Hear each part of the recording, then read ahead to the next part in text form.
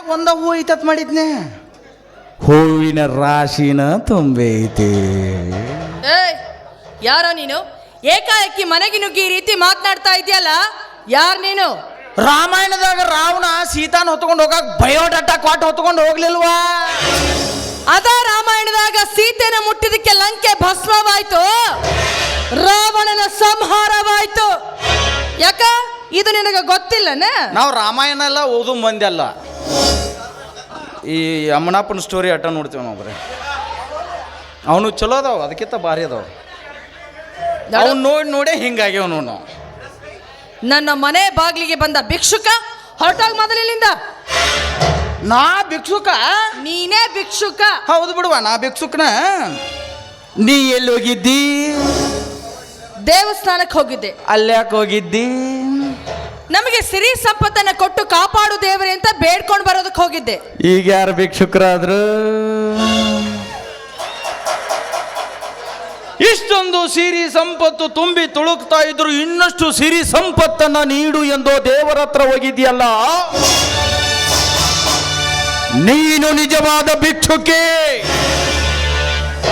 ನಿನಗೆ ಸ್ವಲ್ಪನಾದ್ರೂ ನಾಚಿಕೆ ಮಾನ ಮರ್ಯಾದೆ ಅನ್ನೋದು ಐತೋ ಇಲ್ಲೋ? ಅವಿದ್ರೆ ನಾ ಯಾಕೆ ಇಲ್ಲಿ ಬರ್ತಿದ್ನಿ? ನಿನಗೆ ಅಕ್ಕ ತಂಗಿಯಾರ ಅದಾರಿಲ್ಲ? ಮನ್ಯಾಗ ಅದಾರು, ಅವ್ರನ್ನ ಯಾಕೆ ಇಲ್ಲಿ ಕರ್ಕೊಂಡು ಹೋಗಿ ಬರ್ಲಿ? ನಂದು ನಿಂದು ಕೆಲಸ ಐತಿ, ಬಂದೀನಿ. ಮುಚ್ಚ ಬಾಯ್ನ. ಕಿತ್ತೂರು ರಾಣಿ ಚೆನ್ನಮ್ಮ, ಝಾನ್ಸಿ ರಾಣಿ ಲಕ್ಷ್ಮೀಬಾಯಿ, ಒನಕೆ ಓಬವ್ವ ಹುಟ್ಟಿದ ಪವಿತ್ರವಾದ ಪುಣ್ಯದ ನಾಡಿದು. ಇಂಥ ನಾಡಿನಾಗ ನಿನ್ನಂತವನು ಬದುಕೋದಕ್ಕೆ ಅರ್ಹತೆ ಇಲ್ಲದವನು. ಹೊರಟಾಗ ಮೊದಲಿನಿಂದ ನೋಡವಿ, ಆ ಪುಣ್ಯಾತ್ಮಗಿತ್ಯಾರ ಹೆಸರು ಯಾಕೆ ಹೇಳ್ತಿ? ನನಗೆ ನಿನಗೆ ಬಿದ್ದೈತಿ, ನಮ್ಮಿಬ್ಬರಿಗೆ ಮಾತಾಡ. ನಾನು ಡೈರೆಕ್ಟ್ ವಿಷಯಕ್ಕೆ ಬಂದ್ಬಿಡ್ತೀನಿ. ಅಂದ್ರೆ ಆ ಮುದುಕನ ಜೊತೆ ಇಷ್ಟು ವರ್ಷ ಜೀವನ ಮಾಡಿದ್ರು ಮಕ್ಕಳು ಆಗ್ಲಿಲ್ಲ. ಒಂದೇ ಒಂದು ದಿನ ನನ್ನ ಜೊತೆ ಸಹಕಾರ ನೋಡು, ಬಂಜಿ ಅನ್ನೋ ಪದ ಹೋಗಿಸಿ ಮಕ್ಕಳ ಭಾಗ್ಯ ನೀಡಿ. ನೀ ಚೀರಾಡ್ಬೇಡವ, ನೀ ಹೂ ಅಂದ್ರ ಅಟ್ಟ. ನನ್ನ ಗಂಡನ ಪಾದದ ಧೂಳಿಗೂ ಸಮನಾಗದ ಪಾಪಿ ನಮ್ಮ ಮನೆಯಲ್ಲಿ ನಿಂತು ನನಗೆ ಈ ರೀತಿ ಮಾತನಾಡ್ತೀಯ? ಎಲ್ಲಿ ನಿಂತು ಮಾತಾಡೋದನ್ನ ಕೇಳಿನಿ. ನೀ ಹೂ ಅಂದ್ರೆ ಹೂ ಅನ್ನು ಅಲ್ಲೇ ನಿಂದ್ರದ.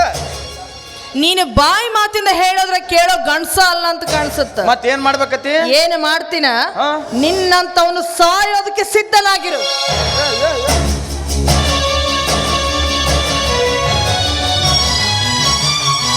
ಸುಮ್ನೆ ಅಂದ್ರೆ ಪಾಟ್ ಗಿಟ್ ಅನ್ಸಿ. ಸರಿ ಸರಿ ಸರಿ.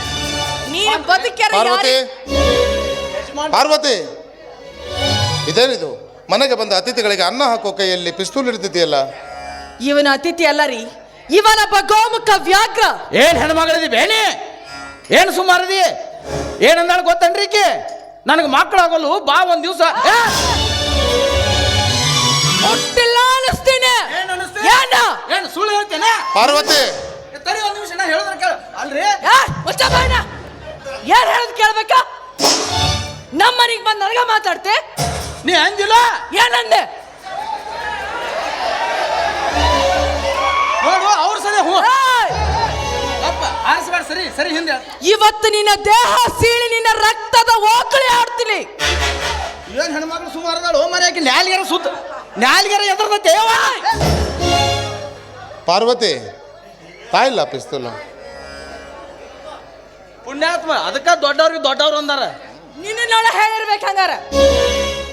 ಪಾರ್ವತಿ, ಕಾಡ್ ಜಗಳ ಬಾಗಿಲು ತೆರೆದ ಮನೆಗೆ ಇಂತಹ ನಾಯಿಗಳನ್ನು ನುಗ್ಗೋದು, ಬೇಲಿ ಇಲ್ಲದ ಹೊಲಕ್ಕೆ ದನ ನುಗ್ಗೋದು, ತೆರೆದಿಟ್ಟ ಬೆಣ್ಣೆನ ಬೆಕ್ಕು ಕದ್ದು ತಿನ್ನೋದು ಸ್ವಾಭಾವಿಕ.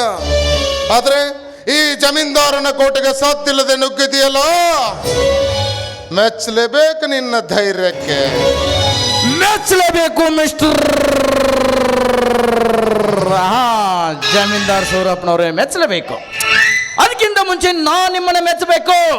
ಯಾಕಂದ್ರೆ ಮನೆಗೆ ಬಂದ ಶತ್ರುವನ್ನ ಅತಿಥಿ ತರ ಸತ್ಕಾರ ಮಾಡಿದಕ್ಕೆ ನಿಮ್ಮನ್ನ ಚಪ್ಪಾಳೆ ತಟ್ಟಿ ಮೆಚ್ಚಬೇಕು. ಅತಿಥಿ ದೇವೋ ಭವ ಅನ್ನುವುದು ನನ್ನ ರಾಷ್ಟ್ರ, ಸರ್ವೇ ಜನ ಸುಖಿನೋ ಭವಂತು ಅನ್ನೋದು ನನ್ನ ಧರ್ಮ, ಮನುಕುಲಕ್ಕೆ ಲೇಸನ್ನ ಬಯಸುವುದು ನನ್ನ ಗುಣ. ಅದಕ್ಕಾಗಿ ನಿನಗೆ ಹೇಳ್ತಿದ್ದೀನಿ, ಹಣ ಬೇಕಾದ್ರೆ ಹಣ ಕೊಡ್ತೀನಿ, ಉದ್ಯೋಗ ಬೇಕಾದ್ರೆ ಉದ್ಯೋಗನೂ ಕೊಡ್ತೀನಿ, ಇನ್ನು ಅಧಿಕಾರ ಬೇಕಾದ್ರೆ ಅಧಿಕಾರನೂ ಕೊಡ್ತೀನಿ. ಆದರೆ ನೀನು ಮಾಡೋ ಈ ನೀತಿ ವಿರೋಧಿ ಕೆಲಸನ ಇಲ್ಲಿಗೆ ನಿಲ್ಲಿಸ್ಬಿಡು. ಜಮೀನ್ದಾರ್, ನೀನ್ ಕೊಡೋ ಹಣ, ಆಸ್ತಿ, ಅಂತಸ್ತು, ಅಧಿಕಾರಕ್ಕೆ ಭಿಕ್ಷೆ ಬೇಡಿ ನಿನ್ನ ಮನೆ ಹಸ್ತಿಲ ತುಳಿದು ಬಂದಿಲ್ಲ. ನಾನು ಬಂದ ಉದ್ದೇಶನ ಬೇರೆ. ನಿನ್ನ ಮಗಳಾದ ಶ್ರಾವಣಿ, ಲೆಟ್ ಮೀ ಕಂಪ್ಲೀಟ್. ನಿನ್ನ ಮಗಳಾದ ಶ್ರಾವಣಿಯನ್ನ ಹೊತ್ಕೊಂಡು ಹೋಗ್ತೀನಿ ಅಂತ ಹೇಳಕ್ ಬಂದೇನೆ. ಮಿಸ್ಟರ್ ಜಮೀನ್ದಾರ್, ಯಾವತ್ತು ನಾನು ಹೆಣ್ಣು ಹಣ್ಣು ಮಣ್ಣು ಇದರ ಮೂರು ಹಿಂದೆ ಹೋದವನಲ್ಲ. ಇದು ಮೂರು ತಾನಾಗೆ ನನ್ನ ಹಿಂದೆ ಬರಬೇಕು. ಹಾಗ ಬದುಕಿದವ ನಾನು. ಹೆಣ್ಣು ಹಣ್ಣು ಮಣ್ಣು ನಿನ್ನಂತವನಿಂದ ಬರೋದಾ? ಹುಚ್ಚ, ಅಂಗನೇರೊಲಿಯುವುದು, ಬಂಗಾರ ದೊರೆಯುವುದು, ಸಂಗ್ರಾಮದೊಳು ಗೆಲುವು ಸಿಗುವುದು, ಇವು ಮೂರಕ್ಕೆ ಸಂಗಯ್ಯ ನೊಲುಮೆ ಬೇಕೆಂದ ಸರ್ವಜ್ಞ. ನೋಡ್ರಿ, ನಾವು ಸರ್ವಜ್ಞನ ವಚನ ಓದಿಲ್ಲ. ನಾ ಆಗಲೇ ಆಕಿ ಮುಂದಾದ್ರೂ ಹೇಳಿನಿ, ಗಿರ್ಸಾಗರ ಯಮನಪ್ಪನ ವಚನ ಓದ್ಕೊಂಡು ಬೆಳೆದವ್ರು ನಾವು. ಅದಕ್ಕೆ ನಿನಗೆ ತಕ್ಕ ಶಕ್ತಿ ನಾನು ಮಾಡ್ತೀನಲ್ಲ. ಏನು ಮಾಡ್ತೀರಿ? ನಿನಗೆ ಒಳ್ಳೆ ಮಾತಿನಿಂದ ಹೇಳಿದ್ರೆ ನಿನಗೆ ಬುದ್ಧಿ ಬರಲ್ಲ. ನೆನಸಿಕೋ ನಿನ್ನ ಮನೆ ದೇವರನ್ನ. ಯಜಮಾನ್ರೆ, ಒಂದು ನಿಮಿಷ ನಾ ಹೇಳೋದ್ರ ಕೇಳ್ರಿ. ನಾ ಏನು ಹೇಳಕ್ ಬಂದನು, ಮುಖ್ಯವಾದ ವಿಷಯ ಹೇಳಕ್ ಬಂದನು, ಅದನ್ನ ಮರ್ಚಿಬಿಡುದಾ ನೀವು? Shravani ಬಂದಳ್ರಿ. Shravani,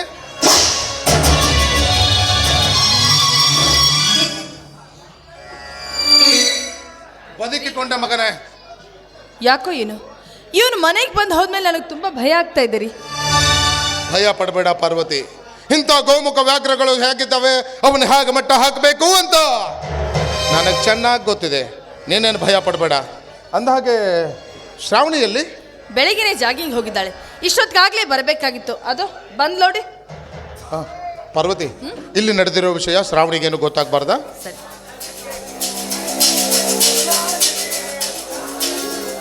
hi dad, good morning. Very good morning ಅಮ್ಮ. ಏನು ಜಾಗಿಂಗ್ ಹೋಗಿದ್ಯಾ? ಹೌದು ಡ್ಯಾಡಿ. ಯಾಕಮ್ಮ ಇಷ್ಟು ಲೇಟಾಗಿ ಬರ್ತಿದ್ಯಲ್ಲ?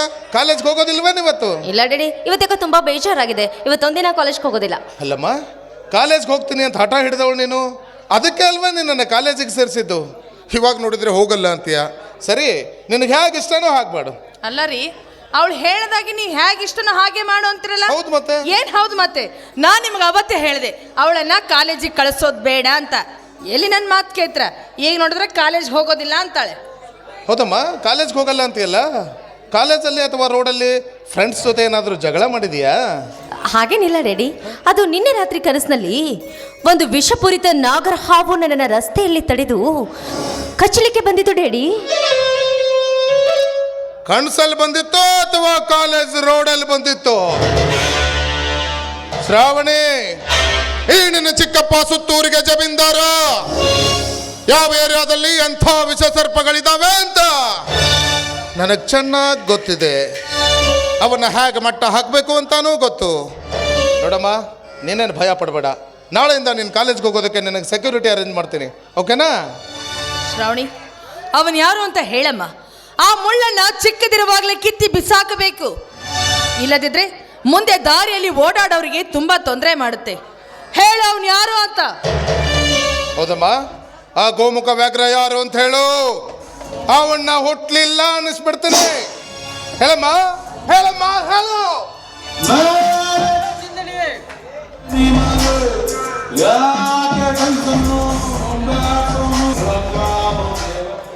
ಅದನ್ನ ನಾನು ಹೇಳ್ತೀನಿ ದಣಿ. ಶಿವಲಿಂಗ, ದಣಿ, ನನ್ನ ಮಗಳನ್ನ ಎಷ್ಟು ಕೇಳಿದ್ರು ಇವಳು ಬಾಯೇ ಬಿಡ್ತಾ ಇಲ್ಲ. ನೀನಾದ್ರೂ ಅವನು ಯಾರು ಅಂತ ಹೇಳು. ಆ ಗೋಮುಖ ವ್ಯಾಘ್ರನ್ನ ಹುಟ್ಲಿಲ್ಲ ಅನ್ನಿಸ್ಬಿಡ್ತೇನೆ. ಬಡದೈತಿ ಬಡದೈತಿ, ಬರ ಸಿಡಿಲು ಬಡದೈತಿ, ಕೋಲ್ ಮಿಂಚು ಬಡದು ಬೆಂಕಿಯ ಮಳೆ ಸುರಿದೈತಿ, ಹಿತ್ತಲ ಗಿಡದ ಬೇರು ಮುಂಚಿ ಬಾಕಲ್ಕ ಬಂದೈತಿ, ಸದ್ಯದರಲ್ಲಿ ಈ ಅರಮನೆಗೆ ಗಂಡಾಂತರ ಕಾದೈತಿ ಕಾದೈತಿ ಕಾದೈತಿ. ಶಿವಲಿಂಗಣ್ಣ, ನೀನ್ ಹಿಂಗ ಬುಡುಬುಡಿಕೆನ ಮಾತಿನಂಗ ಹೇಳಿದ್ರ ನಮಗೇನು ಅರ್ಥ ಆಕೈತಿ? ಅದೇನು ಅಂತ ಬಿಡಿಸಿ ಹೇಳಿದ್ರ ನನ್ನ ಮನಸ್ಸಿಗೂ ಸ್ವಲ್ಪ ಸಮಾಧಾನ ಆಕೈತಿ. ಅವತ್ತು ಶ್ರಾವಣಿನ ಈ ಮನೆಗೆ ಬಿಟ್ಟು ಹೋಗಬೇಕಾದ್ರೆ ನಾನೊಂದು ಮಾತು ಹೇಳಿದ್ದೆ, ನೆನಪೈತೆ ಆ ತಾಯಿ? ಪ್ರತಿ ಅಮಾವಾಸ್ಯೆ ದಿನ ಸೂರ್ಯ ಹುಟ್ಟಿದಾಗಿನಿಂದ ಸೂರ್ಯ ಮುಳುಗೋವರೆಗೂ ನಿಮ್ಮ ದೇವರ ಜಗಲಿ ಮ್ಯಾಗಿರುವ ದೀಪ ಕಾಯಬೇಕು ಅಂತ ಹೇಳಿದ್ದೆ. ಅದ್ರಾಗೇನೋ ಎಡವಟ್ಟಾಗೈತಿ. ಇಲ್ಲ ಶಿವಲಿಂಗ, ಎಲ್ಲ ನೀನು ಹೇಳ್ದಂಗ ಪಾಲಿಸ್ಕೊಂತ ಇಲ್ಲ ಬಂದಿಲ್ಲ. ರೀ, ಈ ಅಮಾಸಿಗೆ ದೀಪ ಹಚ್ಚಕ್ ಆಗ್ಲಿಲ್ಲ. ಪಾರ್ವತಿ ಯಾಕೆ ತಾಯಿ, ಯಾಕೆ ಈ ಅಮಾಸಿಗೆ ಪಾಲ್ಸಕ್ ಆಗ್ಲಿಲ್ಲ?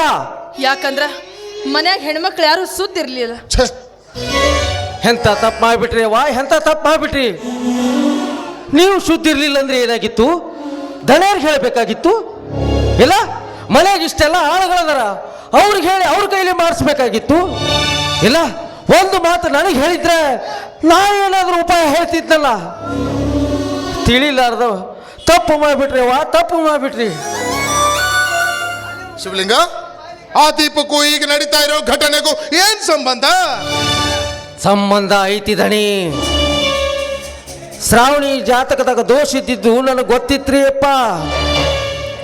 ಆ ಗವಿಸಿದ್ದೇಶ್ವರನ ಕೃಪೆಯಿಂದ, ಅವನ ಅಪ್ಪಣೆಯಿಂದ ನಿಮಗೆ ದೀಪ ಕಾಯಕ್ಕೆ ಹೇಳಿದ್ದೆ. ನೀವು ಹಗಲತ್ತು ದೀಪ ಕಾದ್ರ ನಾನು ರಾತ್ರಿ ಸುಡುಗಾಡ್ದಾಗ ಊಟ ನೀರು ಬಿಟ್ಟು ಹಕ್ಕಿ ಪಣ ಕಟ್ಟಿ ದ್ವೇಷ ಕಳಿತಿದ್ದೆ. ಈಗ ಅದ್ರಾಗ ಎಡವಟ್ಟಾಗೈತಿ ಅಂದ ಮ್ಯಾಗ ಗಂಡಾಂತರ ಕಟ್ಟಿಟ್ಟ ಬುದ್ಧಿ. ಶಿವಲಿಂಗಣ್ಣ, ಇದರಿಂದ ಪಾರಾಗೋದಕ್ಕೆ ನಮಗೆ ಬೇರೆ ದಾರಿನೇ ಇಲ್ಲೇನಣ್ಣ?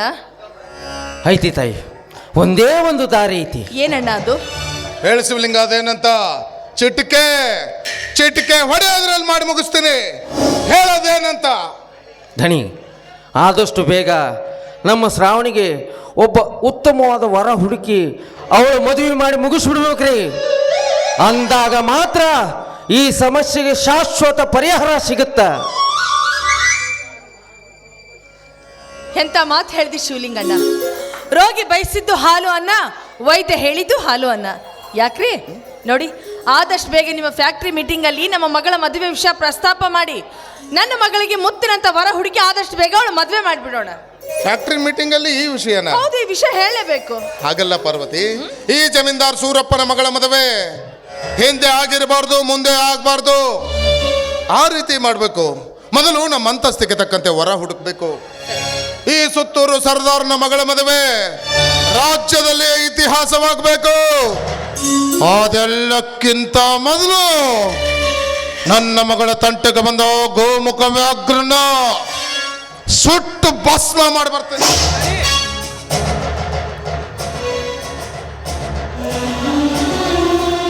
ಬೇಡ ದಣಿ, ಬೇಡ ದಣಿ.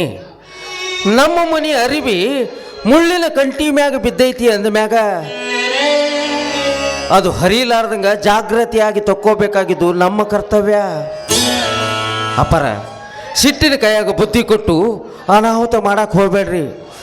ಅದನ್ನ ಅವ್ರ ಕೈಯಾಗ ಕೊಟ್ಬಿಡ್ರಿಪ್ಪ, ಕೊಟ್ಬಿಡ್ರಿ. ಹೌದ್ರಿ, ಶಿವಲಿಂಗಣ್ಣ ಹೇಳ್ತಿರೋ ಮಾತು ಖರೇನೆ ಐತಿ.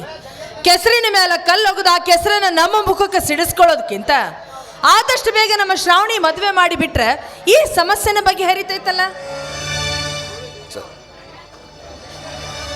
ಶಿವಲಿಂಗ, ನಾನು ಫ್ಯಾಕ್ಟ್ರಿ ಮೀಟಿಂಗ್ ಹೋಗಿ ಬರ್ತೀನಿ, ನೀನು ಊಟ ಮಾಡ್ಕೊಂಡು ಹೋಗು. ಸರಿ.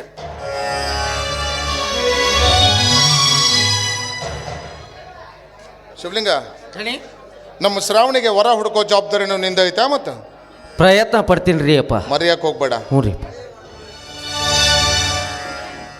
ಶಿವಲಿಂಗಣ್ಣ, ಎಂತ ಸಿಹಿ ಸುದ್ದಿ ಹೇಳಿ ಇವತ್ತಿಲ್ಲೇ ಊಟ ಮಾಡಿ ಹೋಗು. ಬ್ಯಾಡ್ರಿ ಅವ್ವ, ಇದನ್ನೆಲ್ಲ ನೋಡಿ ನನಗೆ ಯಾಕೋ ಹೊಟ್ಟೆ ಹಸ್ತಿಲ್ಲ. ಅವರ ಅದು ಏನು ಕೊಡ್ಬೇಕಂತೀರೋ ಜೋಳಿಗೆಯಾಗಿ ನೀಡಿಬಿಡ್ರವ್ವ. ಹೊಟ್ಟೆ ಹಸ್ದಾಗ ಆ ಸಿದ್ದಪ್ಪಜ್ಜಿಗೆ ನೈವೇದ್ಯ ಹಿಡಿದು ಪ್ರಸಾದ ಅಂತ ಸ್ವೀಕಾರ ಮಾಡ್ತೀನಿ ರೀ ಅವ್ವ. ಶ್ರಾವಣಿ, ಶಿವಲಿಂಗಣ್ಣ, ಹೌದು. ನನ್ನ ಮಗಳಿಗೆ ಒಂದು ಒಳ್ಳೆ ಹೊರವಾರ ಹುಡುಕೋ ಜವಾಬ್ದಾರಿ ನಿನ್ ಮೇಲೂ ಇದೆ. ಪ್ರಯತ್ನ ಪಡ್ತೀನಿ ರೀ ಅವ್ವ. ಸರಿ ಅಣ್ಣ. ಅವರ ಈಗ ನಾನು ಹೇಳಿದ ವಿಷಯ ಮರೆಯಕ್ಕೆ ಹೋಗ್ಬೇಡ್ರಿ. ಆದಷ್ಟು ಬೇಗ ಶ್ರಾವಣಿಗೆ ಮದುವೆ ಮಾಡಿ ಮುಗಿಸ್ಬಿಡ್ರಿ ಅವ್ವ. ಶಿವಲಿಂಗಣ್ಣ, ನನ್ನ ಮಗಳಿಗೆ ಒಳ್ಳೇದಾಗುತ್ತಂದ್ರೆ ನೀನು ಏನು ಕೆಲಸ ಹೇಳಿದ್ರೆ ನಾವು ಮಾಡ್ತೀವಿ, ಆಯ್ತಲ್ಲ? ಆಯ್ತು.